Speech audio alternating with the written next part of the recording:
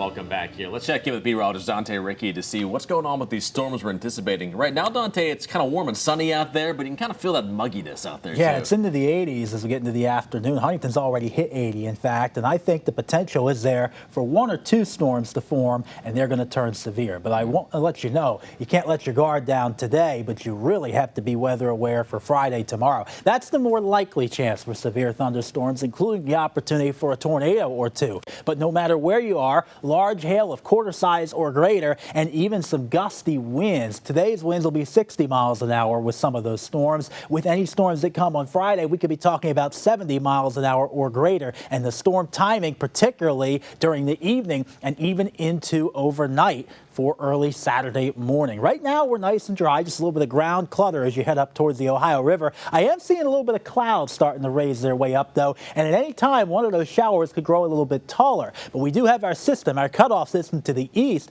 That's not the problem anymore. Now our attention turns to this warm front, which is some real moist air pushing its way northward from the Gulf, and that allows anything along it to rise and spin into the form of thunderstorms. We've also got a bigger storm of low pressure. This will cross its way into Canada tomorrow, and that will swing a real powerful cold front through on Friday, giving us more storm chances. But here's the problem for today. Why is our storm threat kind of localized and small? Well, we have this thing called the cap, and a thunderstorm is normally rising warm air and falling cold air. As long as the air around that rising air that's heated up by the sun, as long as temperature drops as you go up, which you can see how the lines go to the left, that's falling temperature. Problem is, higher up in the sky with these warm fronts, sometimes you get an area of rising temperature. That warmer air, that's when the line starts to go back to the right here. And the problem is, parcels or areas or columns of air that start at the ground, they can't rise up above that cap. They get stuck there. So those clouds don't grow tall enough to make a thunderstorm.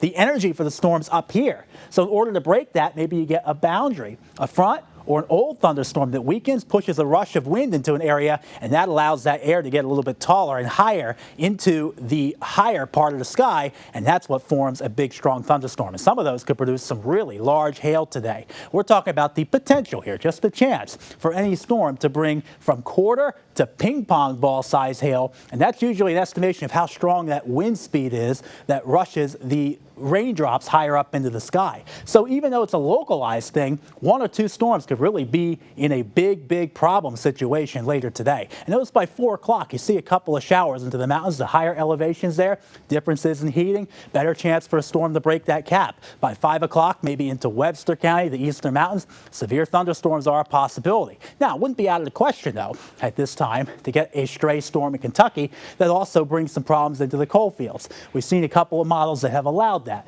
But otherwise, Futurecast is keeping us mainly dry by 6, 7 o'clock.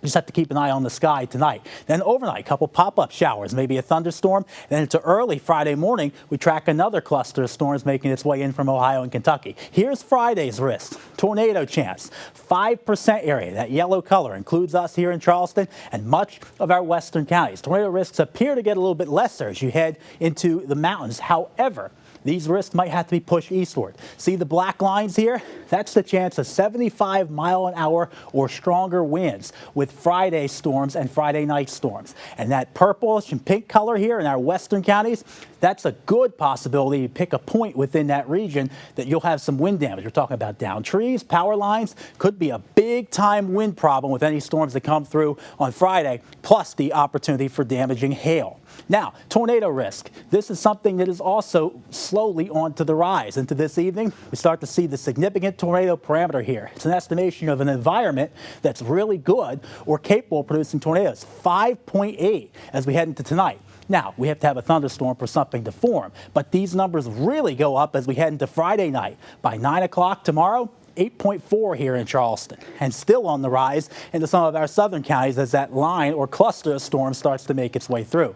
Something to keep an eye on with these morning storms. They come in a line, you start to see these individual cells, they could pack some wind damage with them. Then to the afternoon, a quick break in the action, but the sun coming out really causing us to get warm into the 80s, and you see these individual storms. These could rotate ahead of a larger line of storms that makes its way through during the evening. This could come in faster. It all depends on how much moisture is around. And then by 8, 9 o'clock, we start to see that here in Charleston. That passes through. And then the boundaries that collide allow more storms to strengthen, especially down at the southeastern Kentucky and the West Virginia coal fields. And then finally, by Saturday morning, if the front can push its way in, it will be all done. And that wouldn't be bad. Rainfall totals, those are about 1 to 2 inches. So the heaviest rain, the flooding potential down here in the southeastern Kentucky wouldn't be out of the question to get a localized creek or stream rise here in the southern coal fields of West Virginia. The weekend, maybe a spotty storm Saturday morning. Let's see how long the front kind of holds off here. But Sunday, a little bit drier and more comfortable into the upper 70s. And then we start next week with our USA cycle event.